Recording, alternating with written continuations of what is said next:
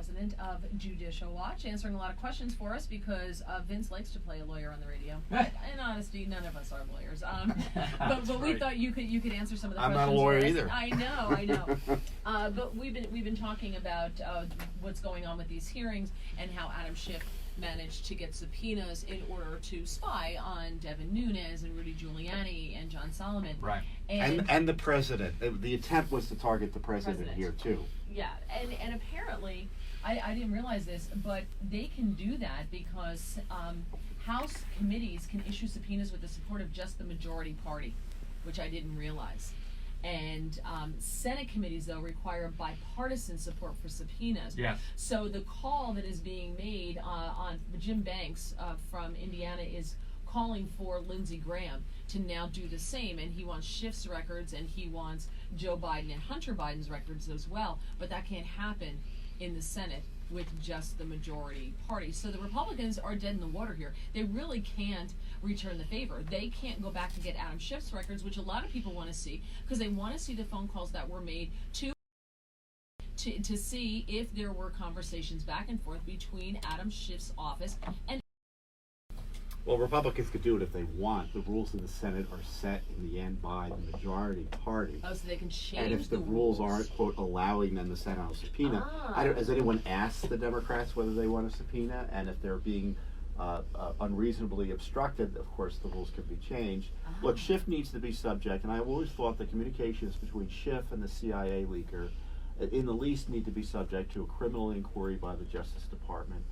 There's enough evidence out there. Because the theory is, it's not the theory, the testimony indicates Mr. Vindman, Colonel Vindman, Lieutenant Colonel Vindman, communicated with the leaker the contents of the phone call, which was classified at the time. There's a question whether that was an appropriate communication of classified information, and what material from that was conveyed to Schiff in possible violation of the law. Schiff should be subject to investigation 6 ways to Sunday, given all of his misconduct. And that evidence could be part of a motion to dismiss in the Senate. If the Senate takes on impeachment, then they could do that right away and say, look, we got prosecutorial misconduct on our minds, and we need all the evidence about what Adam Schiff did in the lead up to this. So that could be the place that some of this comes out. Yeah, I mean, I think the Senate should do what I guess the similar court action would be, some sort of preliminary hearing about this prosecutorial misconduct. It's not about what Trump did. It's about the abuse of the coup cabal over in the House, the Nancy Pelosi, Schiff, Nadler coup cabal. Now, can I ask you about the IG report coming out Monday, supposedly? The Washington Post has a new piece overnight saying that John Durham has told the Inspector General that he can't support the theory right now that Joseph Mifsud was a U.S. national security asset.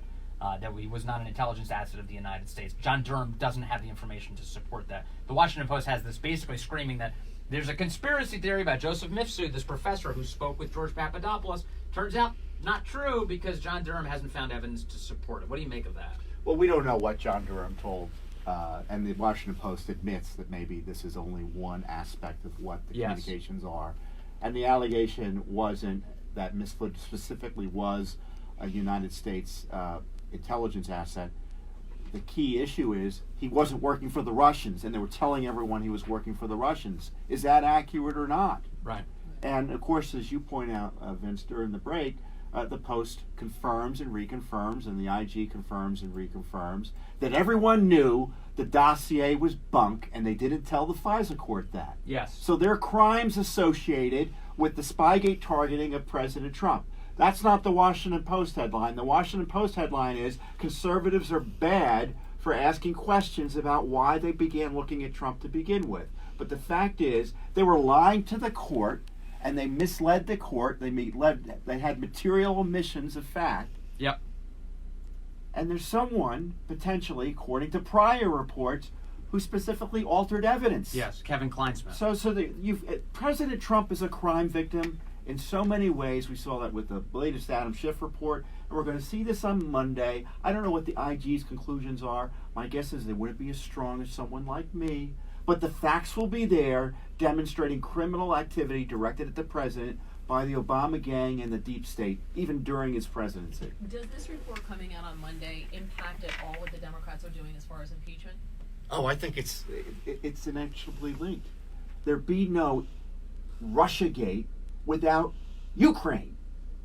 And they all know it's all linked, and they want to freeze anyone from asking questions about the investigation of Trump. Indeed, that's what Trump was concerned about when he was talking about Ukraine, talking to the Ukrainian president. What was going on here? What about this corruption? Were you involved in it? And that's what they're trying to do, freeze anyone from asking questions about their own criminality. Yeah, Jonathan Turley saying yesterday that George Washington would light his powdered wig on fire to think that having a conversation between two world leaders would be considered impeachable. It's amazing. Tom Fitton, thanks as always. Keep up the good work. We'll talk to you again soon. You're welcome. Glad to have you. 7:52 on WMAL.